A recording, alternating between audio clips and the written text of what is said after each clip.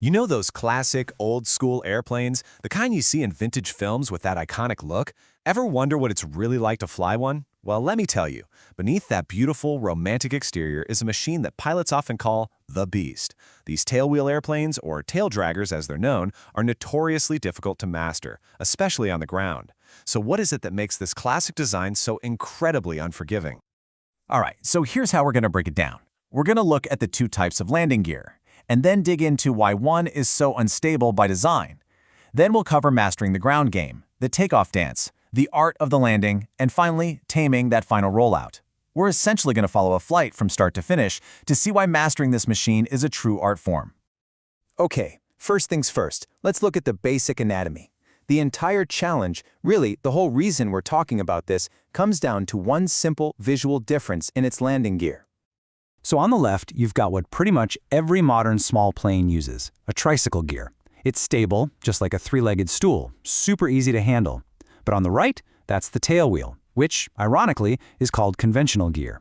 And it is a completely different animal. It's inherently unstable and incredibly demanding on the ground. So why? What makes it so different? Well, that gets us right to the heart of the problem, to the core physics of it all. See, it's not just about where the wheels are placed. It's about where the weight is. To really get this, we've got to talk about the center of gravity, or the CG. You can just think of it as the airplane's balance point.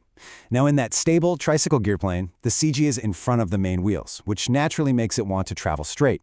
But in a tail dragger, the center of gravity is behind the main wheels. And that right there, that one single fact, changes absolutely everything about how the airplane behaves on the ground. It is the entire reason these planes have a reputation for being so wild. And this is the perfect way to think about it. Imagine trying to push a shopping cart, but from the front of the basket. What happens? It wants to spin around on you, right? The back end wants to become the front end. That is exactly what the airplane is trying to do, all the time. The pilot has to actively fight this tendency from the moment the engine starts. Okay, so let's see how this actually plays out in the very first part of a flight, taxiing.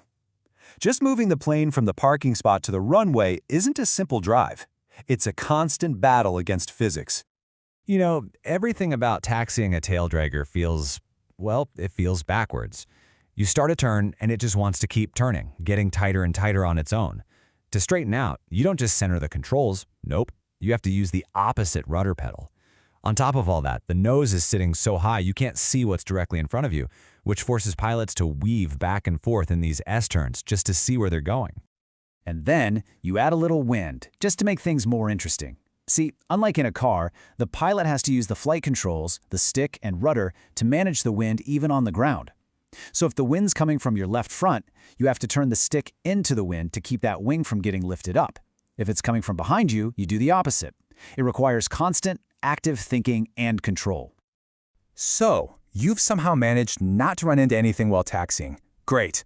Now it's time for takeoff. This is where that inherent instability we've been talking about meets high speed. And this is not about just flooring it and going straight. Oh no.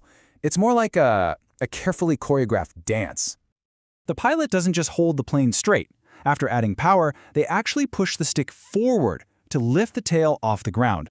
Now this is great because it improves visibility, but it also creates a strong left-turning tendency from the propeller that has to be corrected with the rudder.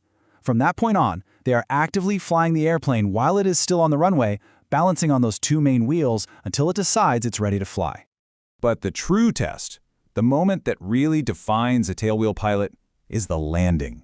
In a normal airplane, once you're on the ground, you're pretty much done flying. In a tail dragger, the airplane continues to fly long after the wheels have touched, and the fight is just getting started. And there are two main ways to do it. You've got the three-point landing, where the goal is to touch all three wheels down at the exact same moment at the slowest possible speed.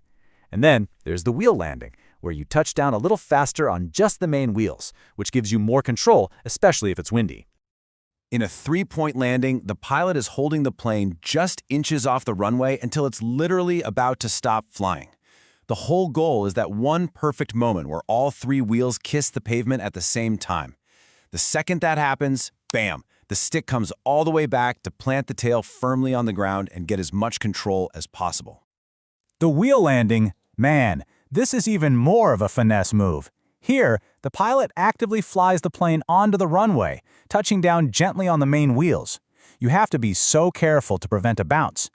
Then, as the plane slows down, the tail settles onto the runway on its own, and as soon as it's down, that control stick comes all the way back.